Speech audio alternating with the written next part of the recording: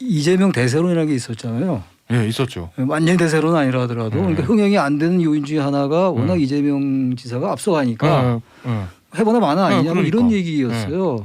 근데 지금 그렇지 않잖아요. 느낌은 그래, 느낌은. 느낌은 그렇지 않다고 보시는구나. 난 좀 그렇지 않다고 봐요. 예. 그거 어떻게 이재명 지사가 뭐 지지율이 떨어지고 뭐 이재명 지사가 1위를 못한다 한다 이런 얘기가 아니라 김태현의 정치쇼. 우리 민주당 대선 경선 시작하기 전에 뭐 일각에서 그런 평가도 있었잖아요. 국민의힘은 뭐 윤석열 전 총장이나 최재형 전 원장 같이 외부에 있는 사람들이 있으니까 입당 문제부터 해서 뭔가 뭐 어떻게 될까도 궁금하기도 한데 민주당은 이재명 지사가 워낙 앞서가니까 너무 흥행이 좀 안 되는 거 아니야라는 일각의 우려도 있었는데 지금 보니까 막 국민 면접해서 막 하고 TV 토론에서 후보들끼리 난타전 벌어지고 그리고 막 단일화하고 이러니까 여기도 흥행 전 성공할 수 있겠다는 생각도 좀 들던데 어때요? 단일화가 민주당 그 경선 흥행하는 데는 최고의 아이템이 될 수 있을까요? 단일화? 근데 지금 민주당 경선이 단일화 때문에 뭐 이렇게 굉장히 이슈가 되고 있는 분위기는 아니고 말씀하신 대로 국민 면접? 어떻게 보면 국민 면접이라든지 이런 뭐 면접관 선정 문제에 당 입장에선 노이즈일 수도 있는데 무풀보다는 악플이 낫다고 어쨌든 관심이 가고 있죠. 예를 들어서 뭐 김경률 회계사를 뭐 원래 내정을 했다가 취소하는 과정도 상당히 당내 어떤 역학관계도 보이고 그런 것들이 기사도 많이 되고 뭐 이런 과정들인데 근데 어쨌든 첫 단일화 테이프가 어제 끊어졌습니다. 그게 두 후보가 정세균, 이광재 후보가 외쳐왔던 게 뭐냐면 민주당 적통을 얘기했거든요. 근데 여기서 말하는 적통은 소위 DJ 노무현 대통령, 문재인 대통령으로 이어지는 과정에 자기들은 항상 함께했던 사람들이다 이런 뜻이죠. 왜냐하면 이재명 후보 같은 경우에는 조금 지금 뭐 영선이기도 하고 당 주류에 있었던 분이 아니니까 좀 결이 다르고요. 그다음에 이낙연 추미애 후보는 사실은 열린우리당과 함께했던 분들은 아니에요. 옛날에 새천년 민주당 출신이거든요. 17대 국회 때. 그다음에 박용진 의원 같은 경우에는 뭐 민주노동당 출신이기도 하고 뭐 이런저런 이유들을 대면서 소위 민주당 적통을 강조하고 친문을 강조하면서 결합을 한 거기 때문에 당원들이 반응은 좀 있는 모양이에요. 실제로 김대중 전 대통령하고 노무현 전 대통령부터 해서 쭉 접점을 찾으면 정세균 후보가 제일 많은 건 맞는 거죠. 그렇죠. 정계 입문을 김대중 전 대통령 때 했고 그다음에 노무현 열린우리당도 따라 열린우리당에서 당의장 뭐 원내대표 다 했고 뭐 이런 경력을 갖고 있기 때문에 뭐 이광재 의원 같은 경우에는 그야말로 뭐 우광재 좌이정 뭐 이렇게 얘기를 됐던 분이기 때문에 그런 면에서의 어떤 시너지 효과를 노리고 있다 이렇게는 보이죠. 이재명 대세론이라는 게 있었잖아요. 예, 있었죠. 완전 대세론은 아니라 하더라도 그러니까 흥행이 안 되는 요인 중에 하나가 워낙 이재명 지사가 앞서가니까 해보나 마나 아니냐 뭐 이런 얘기였어요. 근데 지금 그렇지 않잖아요. 느낌은 그래, 느낌은. 느낌은 그렇지 않다고 보시는구나. 난 좀 그렇지 않다고 봐요. 어떻게 이재명 지사가 뭐 지지율이 떨어지고 뭐 이재명 지사가 1위를 못한다 한다 이런 얘기가 아니라 이게 구도가 바뀔 수 있겠네라는 느낌이 들기 시작했어요. 왜요? 그러니까 정세균 후보하고 이광재 후보가 단일화했잖아요. 이낙연 후보가 조금 기력을 조금씩 회복해가는 그런 느낌 같은 거. 왜냐하면 그 그러니까 친문 연대를 중심으로 한 결선 투표 가능성. 결선 투표가 있구나. 결선 투표가 없다면 이런 흥행 자체가 되기가 어려울 거예요. 한 30% 해도 1등하면 되니까. 근데 뭐 어쨌든 간에 이재명 지사가 과반 획득 못하고 1등을 할 때. 그럼 그 나머지 주자들의 연대 가능성이 이번에 1차, 2차 토론에서 보였잖아요. 왜 그러냐면 1차도 그렇고 2차도 그렇고 기본소득까지 계속 이재명 지사에 대해서 공격하고 그 개인 스캔들 뭐 이른바 여배 의혹에 대해서도 막 정세균 총리가 총리 한 분답지 않게 집요하잖아요. 이게 뭐냐면 어쨌든 간에 이재명이가 1등을 하더라도 50% 못되게 1등으로 막자 선방하자. 그럼 그때는 그때 가서 보자 이런 분위기거든요. 그러니까 유권자들이 그럴 수 있겠네. 이게 구도가 바뀌는 거 아닌가? 그러면서 볼 때 민주당의 이 경선 자체가 그렇게 맥이 빠진 건 아니다. 그게 가장 큰 요인인 것 같아요. 제가 볼 때. 그러면 결선 투표 갈 가능성 있어요? 지금 판세로 보면?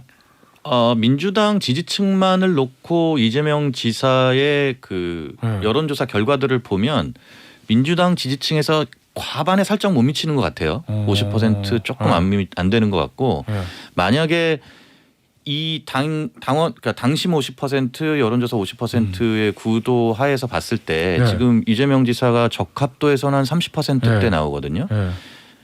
과반을 넘길 수 있을까 없을까가 상당히 중요한 교수님 말씀하신 대로 네. 굉장히 선거의 변수고 저는 사실은 지금 과정에서 두 가지 좀 주목해서 봤으면 좋겠는데 네.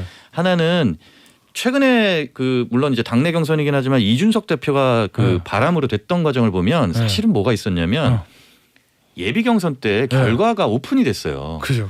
예비 경선에서 만약에 그 결과가 오픈이 안 됐으면 어땠을까라는 생각을 해봅니다.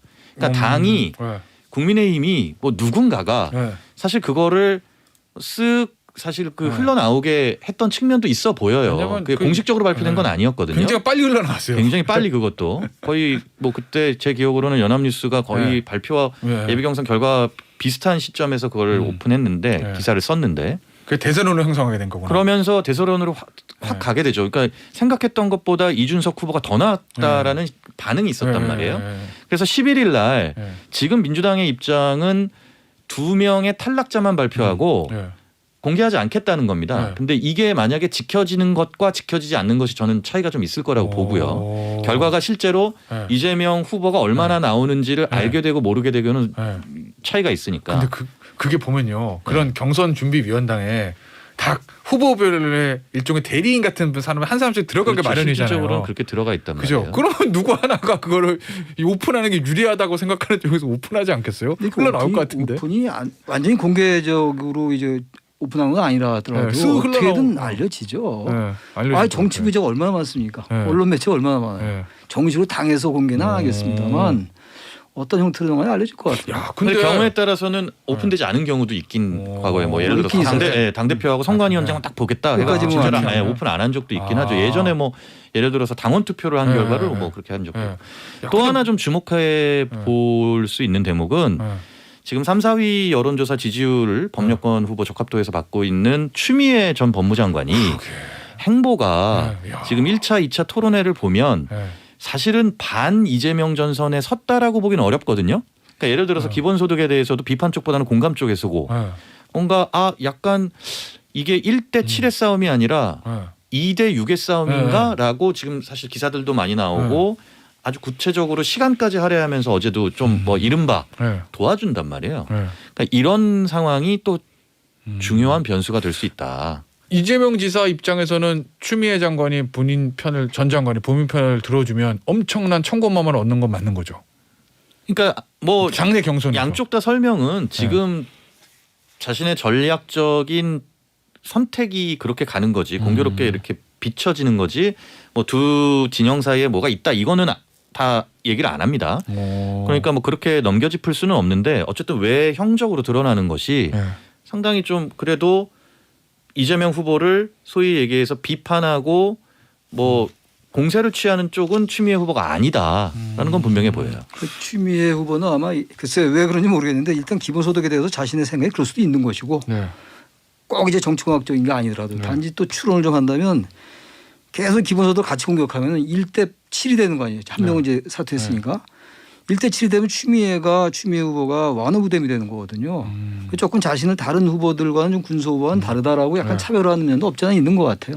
나중에 가서 어쨌든 조국 이슈가 나오면 이재명 후보와 추미애 후보는 같이 가기 어려울 거예요. 그리고 사실은 조국 전 장관 결국 본선에서 이기려면 조국 사태가 어떤 형태를 통해 차별화하지 않으면 어렵다고 저는 생각하기 때문에 이재명 지사가 이 박스권이라고 흔히 말하는 거기 갇혀 있는 게 30%를 잘 못 넘잖아요. 중원의 확장성이 지금 뭔가 있는 것 같았는데 거기서 뭔가 지금 다란다란한 거예요.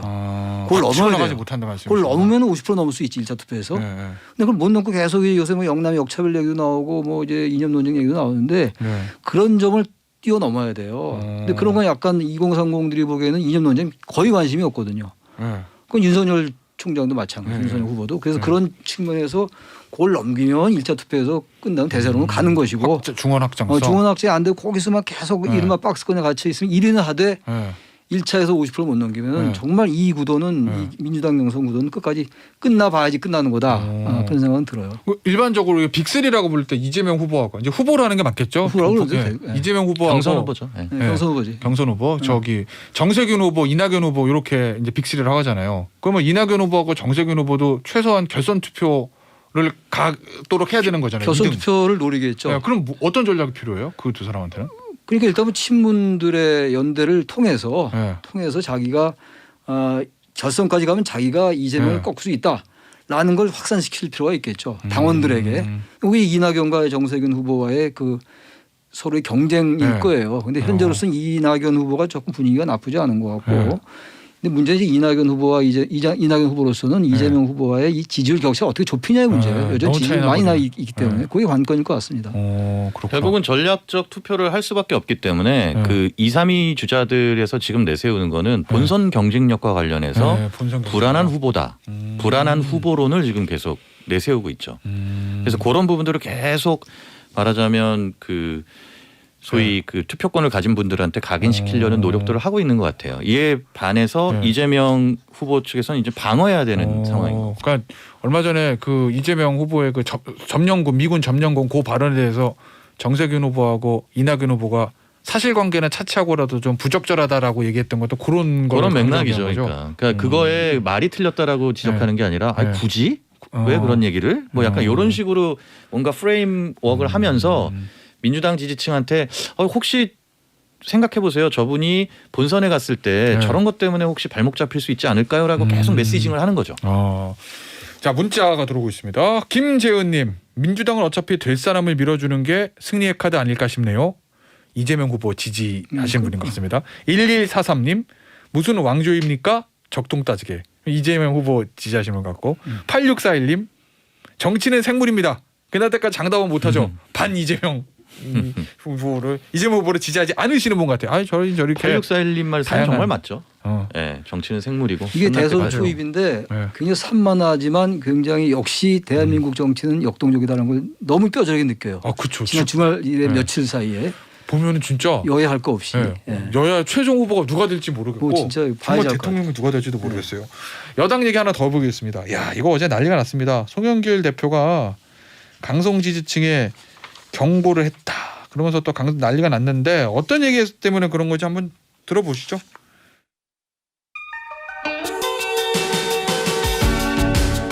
소위 대깨문이라고 떠드는 사람들이 누구는 되고 안 된다. 누구가 되면 차라리 야당이 되겠다. 이런 안이한 생각을 하는 순간 문재인 대통령을 지킬 수도 없고.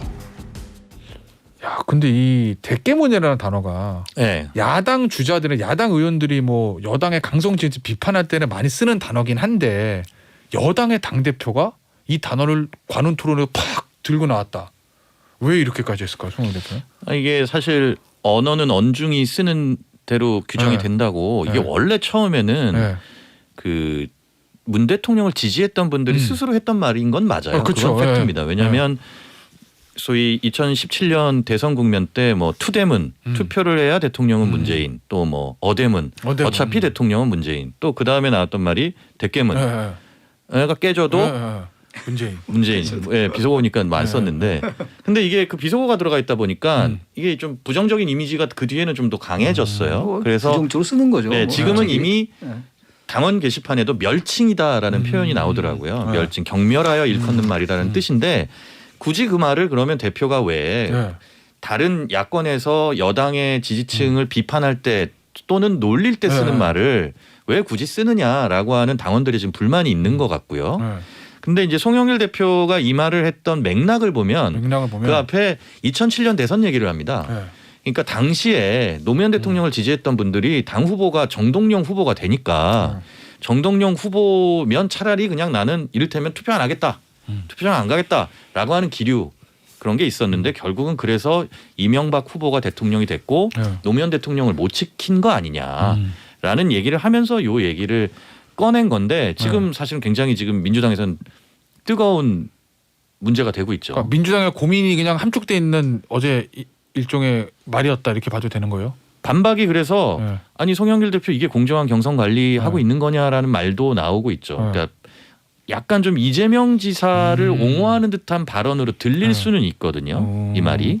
그러니까 지금 정세균 전 후보 같은 경우에도 뭐 보니까 눈가기를 의심했다 이렇게 강하게 비판하는데 그렇게 상대 후보 측에서 느낄 수 있는 거잖아요. 이게 바로 후보가 다 결정된 다음에 예를 들어 이재명 후보로 결정이 됐는데 여러 핵심 당원들이 안 찍는다 그러면 대표 입장에서는 그래도 우리 당 후보인데 찍어야 되는 거 아니야. 이것도 아니고 경선이 막 벌어지고 있는데 이 얘기를 하면 대표가 한쪽 후보한테 기울어진 거 아니야라는 오해를 살 수도 있으니까 정세균 후보 측에서 강하게 반발하는 거 그렇게 아닙니까? 충분히 인식될 수 있죠. 근데 대깨문이라는 단어는 많이 쓰잖아요, 솔직히. 우리가 방송에서는 안 쓰지만 그 얘기 한 거예요. 그러니까 너무 이거 가지고 수전 떨 것도 없어요. 그리고 사실은 아까 우리 앵커께서 말씀하신 것처럼 민주당이 안고 있는 고민이에요, 사실. 그렇죠. 지금 보세요, 민주당하고 국민의힘하고 정당 지지율은 비슷하게 나온단 말이에요. 비슷하죠. 근데 정권 맞아요. 교체율은 높다고요. 정권 그것도 안정론보다. 그러네. 그럼 뭡니까? 네. 사람들이 헷갈리는 거. 민주당 대 국민의힘 다 뭐 거기서 거기야 비슷비슷하게 나와. 네. 근데 정권은 어떻게 교체해야지 이렇게 되는 거란 말이에요. 그 뭐예요, 그게? 여러 가지 이유가 있습니다만 제가 맨날 하는 얘기가 조국 사태, 네. 친문, 네. 지나친 편향된 동원 논리, 네. 자기들끼리의 폐쇄적 논리 이거 아니에요? 중원이나 2030들은 그거 싫은 거예요 지금. 그거 얘기한 거예요. 물론 송영길 대표 개인이 뭐 비주류에 기반하고 이런 것 때문에 얘기했겠죠. 여러 가지가 있을 거예요.